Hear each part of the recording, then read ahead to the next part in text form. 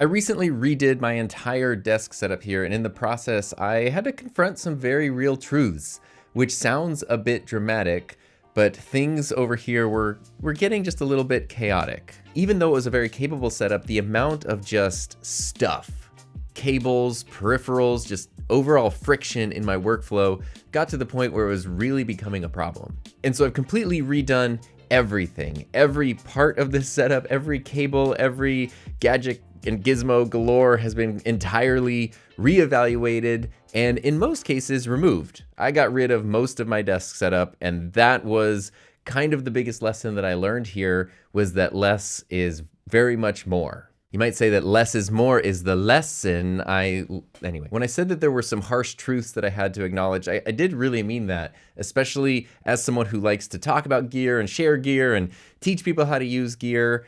There were so many things part of my desk setup that were solutions in search of problems rather than actual solutions to problems.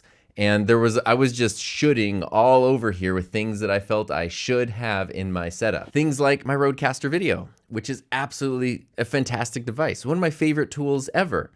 But I don't need this here where it has a power cable and it takes up space, because I got this PC which I put an Elgato Camlink Pro in that now has 4 4K inputs and does not take additional power or anything. So that is a simpler solution to what I was using this for, which this was not even being used to its full capabilities, but I felt like I should have the Rodecaster Video used on my desk all the time. This will serve me so much better in other setups, like for specific videos where I need a Rodecaster Video type situation. Now this is available to do that, and I love that flexibility. Sometimes it's a Rodecaster, sometimes it's a YOLO box or a computer or whatever, but this isn't just stuck here taking up space on my desk. Same thing goes with something like my Stream Deck. The Stream Deck is one of the coolest inventions ever. These things are absolutely amazing.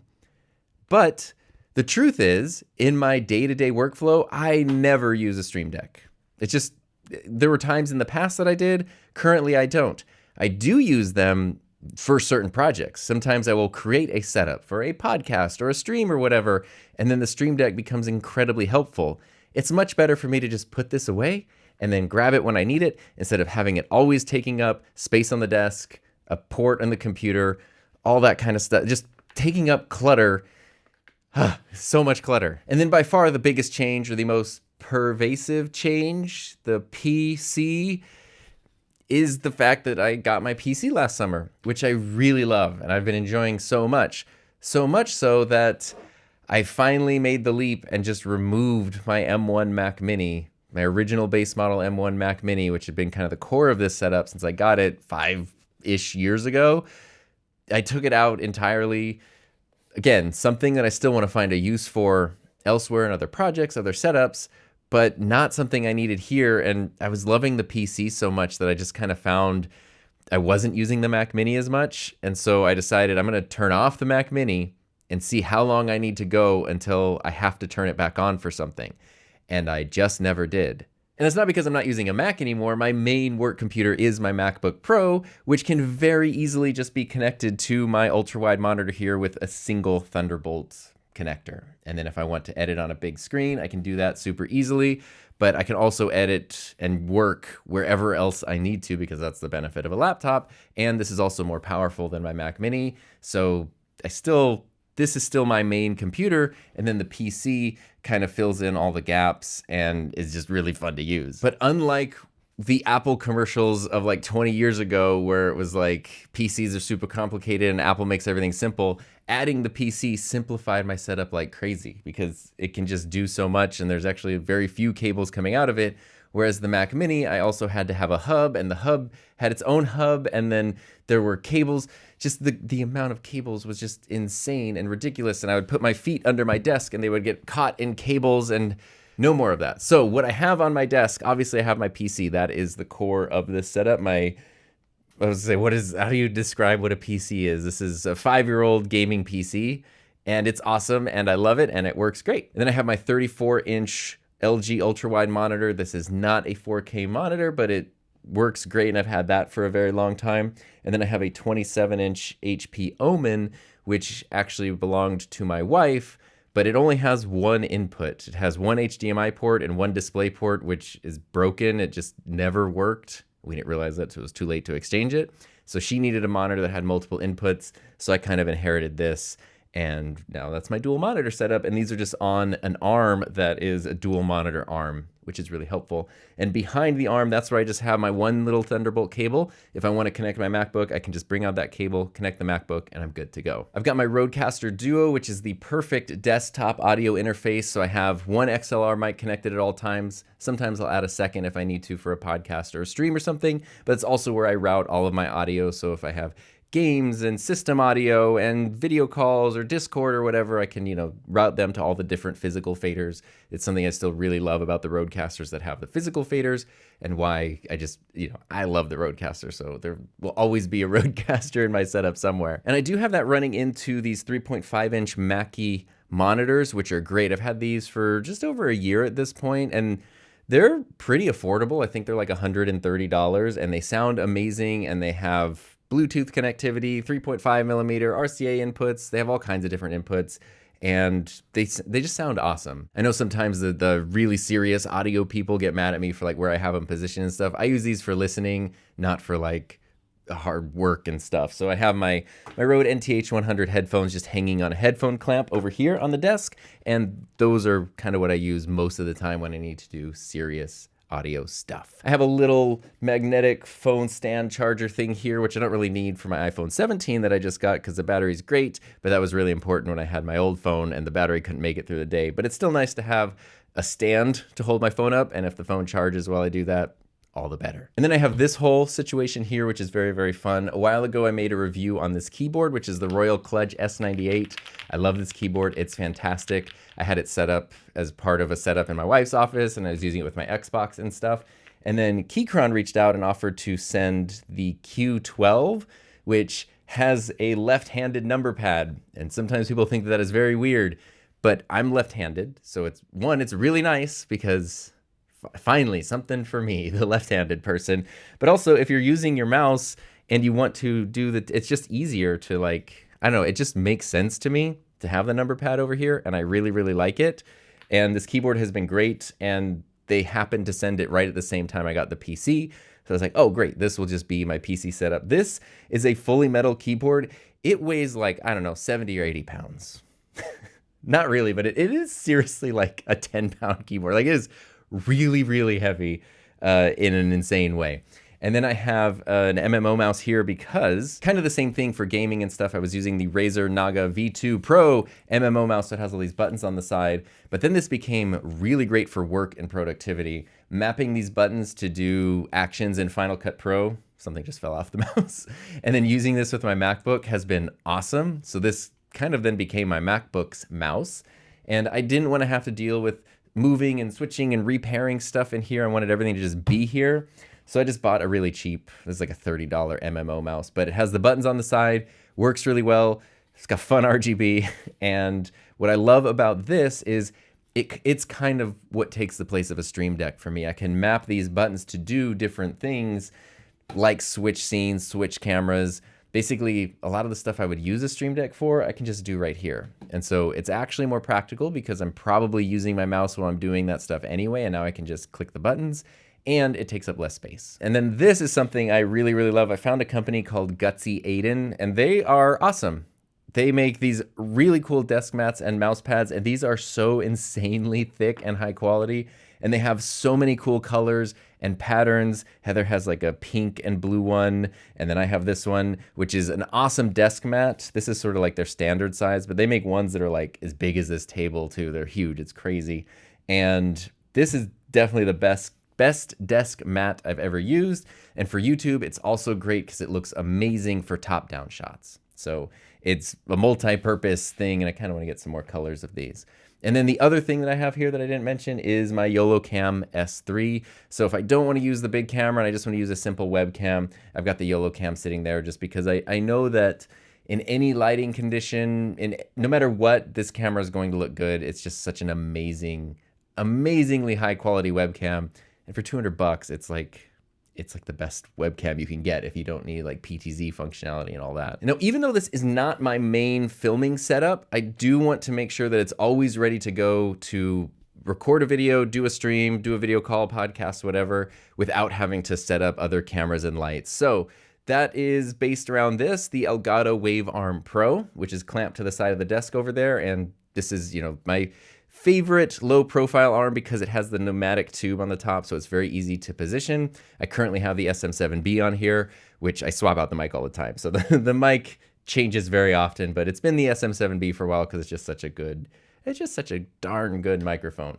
My camera is the Canon EOS R with the Elgato prompter. And the prompter I don't have connected all the time, but I sort of have this sheath of cables, and the USB to the prompter is just hanging right there. So when I want to turn the prompter on, I just plug that in, the prompter turns on. When I don't need the prompter, then I just unplug that and it's turned off.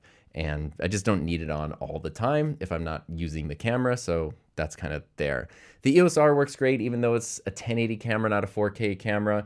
The important thing there was that I wasn't using it for anything else, and so I never have to move that camera. It can always stay there. It's running off of a dummy battery, so it has plenty of power, and it has a 35mm f2.0 lens, which looks pretty great in this setup, and it works very, very well. But the thing I'm very excited about when it comes to that camera is my new setup for how I have it mounted to the desk. I have tried everything, all kinds of different desk clamps and mounts and stands, and while a lot of them work well, the problem I was having was that it makes the camera take up space on the desk, especially when you have the prompter on it. So if the camera's mounted here, and then the prompter's on it, now it's pushing into the desk, and so I didn't have room for like the monitors, and everything was kind of bumping into each other, and it was just really frustrating. So I kind of went through my drawers and found a few things that really helped. I have a super clamp, an impact super clamp that's connected to the desk, and then I have an impact magic arm connected to that, which is super, super sturdy. Magic arms it is magic how strong they are, and that thing is now holding an iFootage tripod head with my EOS R and the prompter on it, and it is so stable, it is not going anywhere. But the reason I love this, and the reason this has been kind of a game changer for me, is it lets me push the camera off the desk. So the camera's kind of floating off to the side.